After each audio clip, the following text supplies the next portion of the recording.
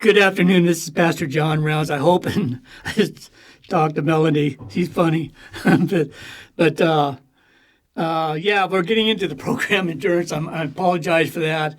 My mind kind of got shifted off into other places and stuff. So I hope and pray that you've been listening to the program. We've been talking about Daniel in the last couple of weeks. I hope and pray that you really.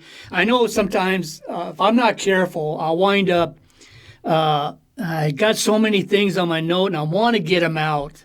I really do. I want to be able to get them to where people understand them and begin to realize what Daniel has done in the book of Daniel. There's 12 chapters in Daniel.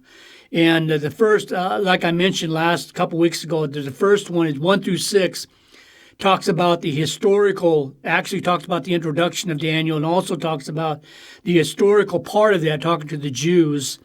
And then the last part of that, 6 through 12, speaks about the prophetic or the prophecy that's coming after that and stuff. And so it's very important that we've really look at the book of Daniel, because it's very important that we totally understand it. Four monarchs, as I mentioned to you, Babylon, Medo-Persia. There were two countries there. There was Greece and there was Rome. Greece, there's a name there. I don't have the name right off. There's a king there that actually there was four heads to one king that came through there, that the nation was divided into certain segments of those four kings, and one of them was a very wicked individual that actually went into Jerusalem and did the very same thing that the Antichrist will do in the 7-year tribulation. He will actually, there was him, I wish I can remember his name, but there was him in probably 500 BC, and no, it had to be further down the line there, 500 into him that did that had caused a pig to be sacrificed on the altar during that time. It actually had desecrated Jerusalem at that particular time, and there'll be another one that. Oh, man, I can't believe I forgot his name, and his name had been right there on my lips and stuff. And I got to be careful how I do that, because unless I have them on my notes, I'll forget their name. But there's three of them that'll happen during that time, and I'll get right back to that as soon as I can. But in Daniel chapter 1, verse 1, in the third year of the reign of Jehoiakim, king of Judah, King Nebuchadnezzar. And so Jehoiakim, in 605 BC, there was three of them taken out. Daniel, Ananiah, Mishael, and Azariah were taken, along with Ezekiel, and there was a probably 300 to 400 people taken out.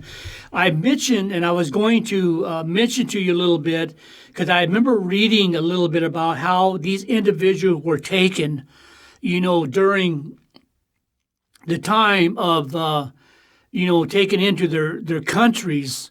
And my understanding at that time was that they were taken naked. They had absolutely no clothes on. They were in cuffs and chains and stuff. And so they were actually humiliated. They humiliated them when they were taken out like that. And so they were marched through the city during that time, is to show everybody that what they have done to this country and how they've have taken these individuals. Now, whether Daniel and all of them were done at that time is not known. I don't believe that they were taken like that. I believe that they were actually, because it said they had to stand in the king's office. And so they were taken, I believe, that with their clothes on, had taken that in such a way that this man, Ahithophel, I believe was his name. Now, I might have mispronounced. You got to forgive me of that. Ahithophel. I always say you got to look at they should name him George or Don or Paul or somebody, where you can mention their names a little bit better. But you can understand their names there, had taken over them, but had actually taken them to the king's office. So I don't think they were taken naked during that time. but they were actually taken 605 BC. They were probably have taken out into the king's office, and so they were taken, into that place. But you have to imagine them guys. Number one, they left their parents.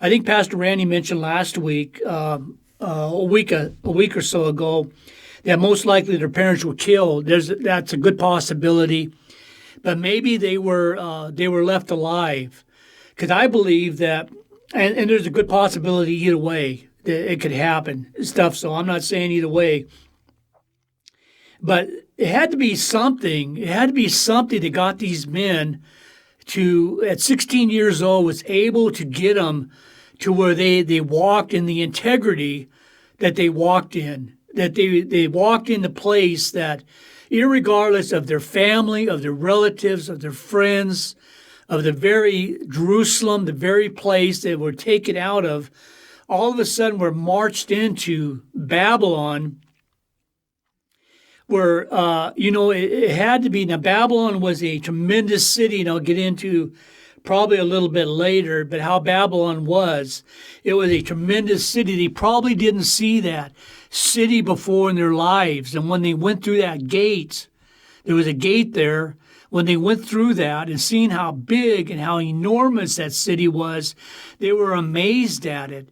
But they were idolatrous. They served so many gods. They had so many temples and tabernacles that worshiped certain gods there during that time. So they were strictly a idolatrous. They were strictly a different kind of religious nation that walked through there. We've got to realize when we're serving the Lord, we're serving the Lord. There's no other gods that we serve. It's only Jesus Christ and Him crucified. No other gods. We've got to realize that and believe in that, hope in that, trust in that, because we don't know what kind of issues were going to come during this time and during this age here. So Babylon during this time, Jehoiakim in Jerusalem was taken out 3 different times that Nebuchadnezzar went in there, and the last time it was destroyed. He leveled the whole place to the ground and stuff. And so he was angry. He was bitter. And this is why in chapter, see if I can find it real quickly here. In chapter 7, it really speaks about it talks about the beast there. And I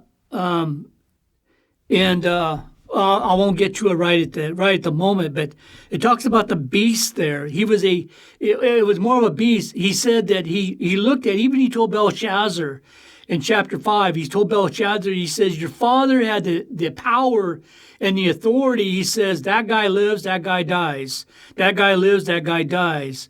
And he had the complete authority to say who's going to live and who's going to die. And I believe that was at the last part of Jerusalem, where he was so angry and so flustered at what Jerusalem had done, that he just leveled it. He leveled it right down to the ground. In 70 BC, or 70 AD, Rome did the very same thing to Jerusalem. They leveled that whole palace down to the ground, is where Jesus had talked about what these temples and tabernacles, what's going to happen to them and stuff. And so this is what's going to happen with Jerusalem, however. So there's a tremendous historical fact of what Daniel is doing and saying, and I only hope and pray that you take bits and pieces, whatever you can get from these lessons this week, and really go after and look after what God is going to do in the later times. Actually, in 597 BC, Jehoiakim had others in his families that were taken captives. And I think those are the ones, actually, I think in Jehoiakim it talked about, he actually had his sons executed. He brought his husband and wife, to Jehoiakim and his wife there, and had his children all executed. He had them done right in front of his eyes. So he can see what he had done during that particular time. And even Ezekiel had warned them during that time what God was going to do. But Jehoiakim means, the meaning of Jehoiakim is the Lord is set up, but he didn't live for the Lord. Matter of fact, you look at, I think in 2 Chronicles, where it speaks about Jehoiakim was 25 years old when he began to reign, and he reigned 11 years in Jerusalem, and he did that which was evil in the sight of the Lord. That's in 2 Chronicles 36:5. And then going on into 6 and 7, where it says this, against him came up Nebuchadnezzar, king of Babylon, and bound him with feathers to carry him to Babylon. Nebuchadnezzar also carried the vessels of the house of the Lord to Babylon and put them in the temple of Babylon, meaning Shinar and stuff. And so this is what Jehoiakim has done. And Jehoiakim had sinned a very grievous sin. He did that. There was children of Israel that were actually capturing their own people and having them being a part of actually capturing them and being a part of their household there at the time, where God told them to let them loose and turn them loose, because they're their own brothers and sisters, and they refused to do that. They wind up killing each other. Matter of fact, I think it's in Habakkuk where it speaks about where Habakkuk was angry and bitter at one time, was bitter at God, and said, well, how long will you let this be? He said, these people are killing one another. Even in Jerusalem, they're going out, and you find how many people are actually killing one. You find in the United States how many, the murders in Idaho. There was 4 people that were being killed. They caught the killer, I believe. But however, you find all these things. You wonder what goes through these people's minds. Do they understand that when you take a person's life out, you're taking that person's kids, you're taking that person's grandkids, you're taking that person's great-grandkids, you're taking actually about 3, 4, 5 generations from that individual. And they don't understand that when you take a life, especially a human life, a godly life, you wind up taking a part where God says that in reality, where the Bible says they should have their own life taken. Now, I don't believe in, in one part I believe in capital punishment, but simply because I believe so they won't get back out again and do the very same thing all over again. That's where you find a lot of people that were let loose, and all of a sudden they're right back doing the same thing all over again, and they wind up going to jail for the rest of their lives and stuff. And so these are the things that are going on. And this is the Babylonian culture. This is the Babylonian place. We're going right into Babylon. And this is a place where we really need to seek and search for the Lord more than we ever have in our life. And sometimes we need to get away from other things and really serve the Lord and to really give our life to Christ during that time. So Israel had a place where it was terrible. It was a moral apostasy. They went back on the Lord. It's exactly what we're doing today. We're going back on the Lord. And actually, it says here that they began to speak to them over and over. As a matter of fact, it's coming out Isaiah chapter 1, verse 4. It says this: "Ah, sinful nation, a people laden with iniquity, a seed evildoer, children that are corrupters. They have forsaken the Lord. They have provoked the Holy One of Israel unto anger. They are gone away backward." He said, matter of fact, you'll find it in Isaiah, where he had seen the Lord high and lifted up,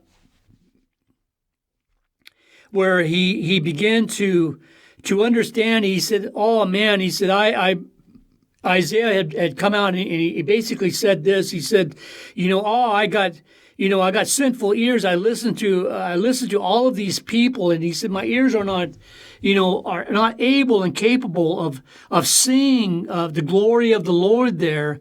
And God began to touch his ears and get him to understand where he was at that time. But he said, "Oh, sinful nation, we are a sinful nation. We are a people laden. We're the Babylonian culture that are going on in our society today. I don't mean to bring people down, but we got to know where we're at. We got to realize that the only way, the only hope that we have is to give our life to Christ. That's the only way we can do that. And that's to give our life to Jesus Christ. Let God change us. Let God bring us in a whole new way, a whole new life. Once desired to go out to drink, and now I don't. Once I desire not to go to church, or not to pray, or not to seek the Lord. The only time I wanted to do that is when something bad happens. And I might do it off the cuff, I call it, off the shirt. And basically say, oh, Lord, help me out here. And knowing God doesn't hear me at all. If you don't give your life to Christ, He can't hear you. A lot of people pray right now. The only prayer that the Lord hears is one that says, Lord, I'm a sinful person. Help me, change me, be in my life, be in my heart. Where God begins to say, if you want me, He'll be right there. He'll accept you. That way you begin to realize, I didn't want to read the Bible at one time. Now that's all I want to do is read the Word of God. It's so very important to me. It's so very important to us all. It's a simple thing that what the Lord has done. It's a cold, hard fact that we're living in such a pondered society. But not only that, but all of our churches, if we're not careful, will listen to the people who just want to take care of us, watch over us, don't want to tell us about the sin or the sinfulness or the things that are going on in our life, don't want to get on to the sin part of our life. In reality, we're saints. We're the place we're always going to make mistakes. I always tell people, it says some of the hardest people you'll run into is not someone that are outside the church, is someone that's inside the church. Someone that look at it as being a hypocrite or a hypocritical person and stuff. In reality is they don't know what the Lord thinks about you during that time and stuff. And sometimes we're not careful. We'll listen to some people who may have different ideas or have a pondered idea of what they think about us. And if we're not careful, we'll wind up doing the same thing, into our hearts and into our lives now. It says here in the last part, it says Nebuchadnezzar, king of Babylon. It said he advanced. He went into. He didn't go out of. In other words, there was a most likely a fourth year. He went into probably in the fourth year, and he captured Jehoiakim probably in the third year. During that time, he had Egypt he had to fight against, and he came back to Jerusalem during that time, and he shut it in by force. In other words, he circled it. That's why they tried to escape, go in the other direction, and Nebuchadnezzar didn't stop. He actually circled it, and he defeated not only Jerusalem, but he defeated Egypt. He defeated Cheshmish and Euphrates, and he defeated all of these people during that time. And Babylon actually became probably it was a world greatest Gentile nation during that time and won over. I don't believe Babylon would have won Jerusalem if it hadn't been that Jerusalem went away from the Lord.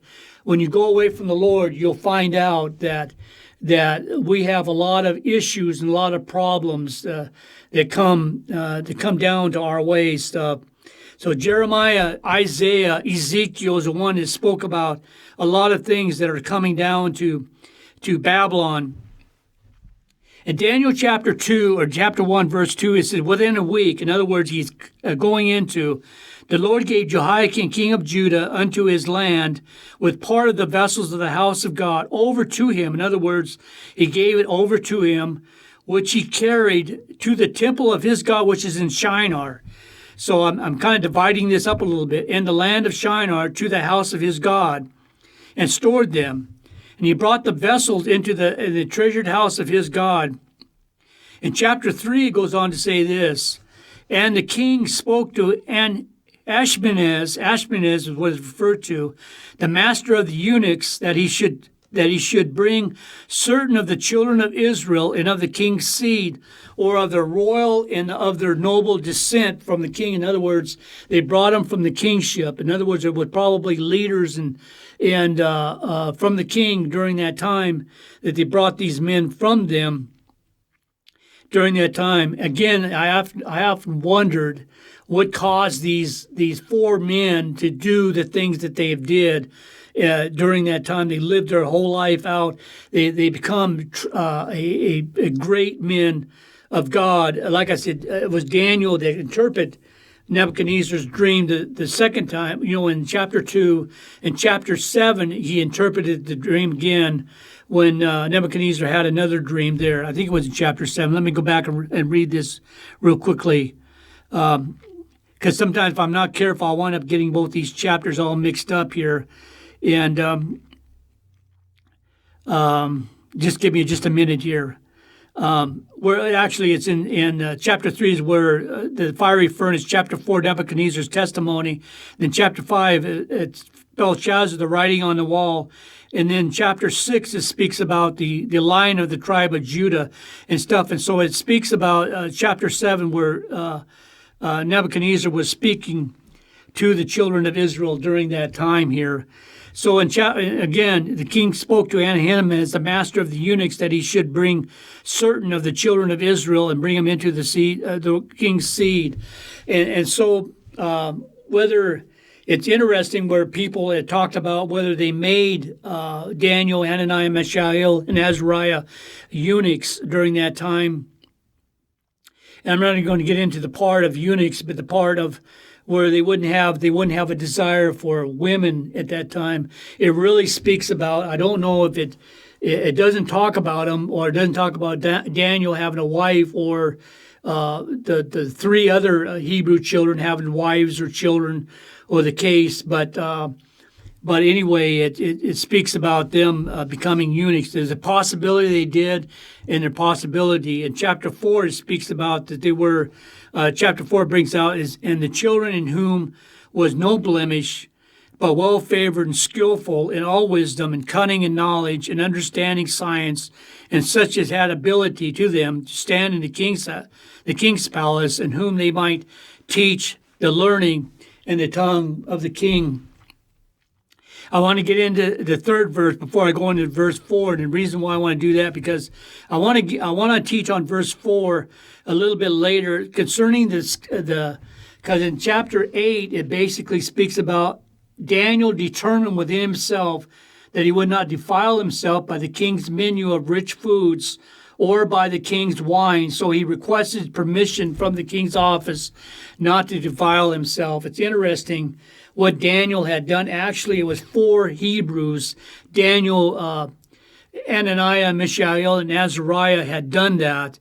And they ate basically anything that came from the garden at that particular time. And I believe that they kept this from the, actually, they've did this, and their diets was changed simply because they gave their hearts and their lives to do so. So with that, I'm running out of time at this particular time, and so I'll get into next week's lesson. I'll go with verse 4, and we'll start with that. So with that, I hope and pray that you've received something from the Lord today. I hope it's been a good message, and we'll speak to you next week. So with that, have a good afternoon, and we'll talk to you later. Bye now.